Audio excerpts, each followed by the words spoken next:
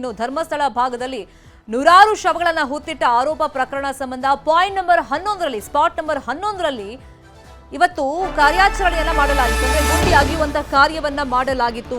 6 ಅಡಿ ಗುಂಡಿ ತೆಗೆದ್ರೂ ಕೂಡ ಕಳೇಬರ ಅಥವಾ ಯಾವುದೇ ಸಾಕ್ಷಿಗಳು ಮೂಳೆಗಳು ಪತ್ತೆ ಆಗಿಲ್ಲ. ಕಳೇಬರ ಸಿಗದ ಹಿನ್ನೆಲೆಯಲ್ಲಿ ಪಾಯಿಂಟ್ ನಂಬರ್ 11ರಲ್ಲಿ ಏನು ಗುಂಡಿಯನ್ನ ಅಗೆಯಲಾಗಿತ್ತು ಆ ಗುಂಡಿಯನ್ನ SIT ಮುಚ್ಚಿದೆ. ಸುಮಾರು 6 ಅಡಿ ಗುಂಡಿಯನ್ನ ಅಗದಿದ್ರು ಕಾರ್ಮಿಕರು. ಊಟ ಆದ್ಮೇಲೆ ಸ್ಪಾಟ್ ನಂಬರ್ 12ರಲ್ಲಿ ಕಾರ್ಯಾಚರಣೆಯನ್ನು ನಡೆಸಲಾಗುತ್ತೆ. ಇಲ್ಲಿ ದೂರುದಾರ ಬಹಳ ಆತ್ಮವಿಶ್ವಾಸದಲ್ಲಿ ಹೇಳಿದ್ದು ಸ್ಪಾಟ್ ನಂಬರ್ 9ರಿಂದ 13 ತನಕ ಅವಶೇಷಗಳು ಸಿಕ್ಕೇ ಸಿಗುತ್ತೆ. ಒಂದೊಂದು ಗುಂಡಿಯಲ್ಲಿ 2ರಿಂದ 3 ಶವಗಳನ್ನ ತಾನು ಹೂತಿಟ್ಟಿದ್ದೆ ಆಗ ಅಂತ ಆತ ಹೇಳಿಕೊಂಡಿದ್ದ.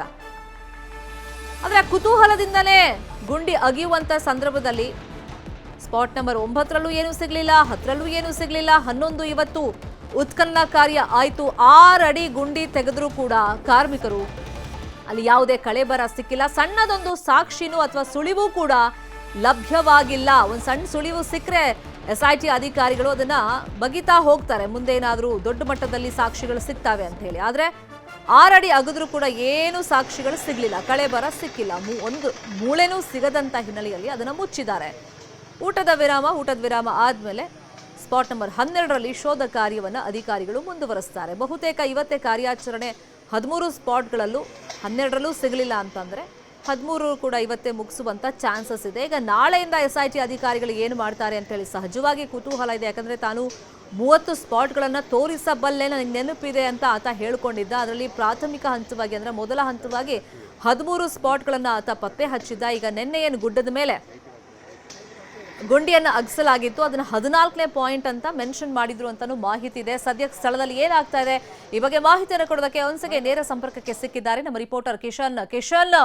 ಆತನ ಆತ್ಮವಿಶ್ವಾಸದಂತೆ ಗುಂಡಿ ಅಗಿತಾ ಹೋದ್ರು ಕೂಡ ಸ್ಪಾಟ್ ನಂಬರ್ 9, 10, ಈಗ 11ರಲ್ಲೂ ಏನೂ ಸಿಗ್ಲಿಲ್ಲ. ಎಷ್ಟಡಿ ಗುಂಡಿಯನ್ನು ಅಗ್ದಿದ್ರು? 12ನೇ ಸ್ಪಾಟ್ ಯಾವ ಗುಂಡಿ ಅಗಿಯುವಂತ ಕಾರ್ಯ ಶುರುವಾಗುತ್ತೆ?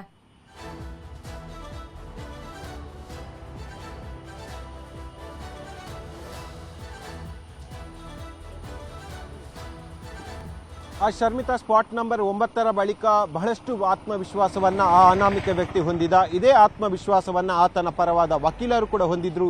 ಆದರೆ ಆತ್ಮವಿಶ್ವಾಸವೇ ಈಗ ಅವರಿಗೆ ಮುಳ್ಳಾಗುವಂತೆ ಕಾಣ್ತಾ ಇದೆ. ಯಾಕೆಂದ್ರೆ 9ನೇ ಸ್ಪಾಟ್ ಅಲ್ಲಿ ಕೂಡ ಏನೂ ಸಿಕ್ಕಿಲ್ಲ, 10ನೇ ಸ್ಪಾಟ್ ಅಲ್ಲಿ ಕೂಡ ಏನೂ ಸಿಕ್ಕಿಲ್ಲ. ಈಗ ಆದಂಥದ್ದು 11ನೇ ಸ್ಪಾಟ್ ಅಲ್ಲಿ ಕೂಡ ಯಾವುದೇ ಕಳೇಬರದ ಅಂಶಗಳು ಕೂಡ ಸಿಕ್ಕಿಲ್ಲ. ಸುಮಾರು 6 ಫೀಟ್ನವರೆಗೆ ಕೂಡ ಕಾರ್ಮಿಕರು ಡಿಗ್ ಮಾಡಿದ್ರು. ಯಾವುದೇ ಕಳೇಬರದ ಅಂಶಗಳು ಸಿಗದಂತ ಹಿನ್ನೆಲೆಯಲ್ಲಿ ಕೊನೆಯದಾಗಿ SIT ತಂಡ ಮತ್ತೆ ಅನಾಮಿಕನ ಬಳಿ ಕೇಳಿದೆ, ಮತ್ತಷ್ಟು ಆಳವನ್ನು ಡಿಗ್ ಮಾಡಬೇಕಾ ಅಂತ ಹೇಳಿ. ಆದರೆ ಅನಾಮಿಕ ಆಗ ಕೊಟ್ಟಿರುವಂಥ ಉತ್ತರ, ಇಲ್ಲ ಡಿಗ್ ಮಾಡಬೇಕಂತಿಲ್ಲ, ನನಗೆ ಇಲ್ಲಿ ಸಂಶಯ ಇದೆ, ಈ ಭಾಗದಲ್ಲಿ ಶವ ಇರುವ ಬಗ್ಗೆ ಯಾವುದೇ ರೀತಿಯಾಗಿ ನನಗೆ ದೃಢತೆ ಇಲ್ಲ ಅನ್ನೋದ್ರ ಬಗ್ಗೆ ಹೇಳಿರುವಂಥದ್ದು. ಈ ನಿಟ್ಟಿನಲ್ಲಿ ಮಿನಿ ಹಿಟಾಚಿ ಮೂಲಕವಾಗಿ ಆ 11ನೇ ಪಾಯಿಂಟನ್ನು ಈಗ ಮತ್ತೆ ಮುಚ್ಚಲಾಗಿದೆ.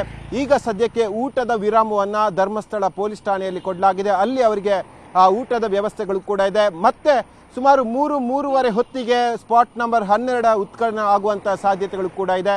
ಸುಮಾರು ಒಂದು ಸ್ಪಾಟನ್ನು ಉತ್ಖನನ ಮಾಡೋಕ್ಕೆ 2.5 ಗಂಟೆಗಳು ತಗಲುತ್ತೆ. ಹಾಗಾಗಿ ಇವತ್ತು 12ನೇ ಸ್ಪಾಟನ್ನು ಮುಕ್ತಾಯಗೊಳಿಸಿ ನಾಳೆ ಬೆಳಗ್ಗೆ 13ನೇ ಸ್ಪಾಟನ್ನು ಟಚ್ ಮಾಡುವಂಥ ಸಾಧ್ಯತೆಗಳು ಕೂಡ ಇದೆ.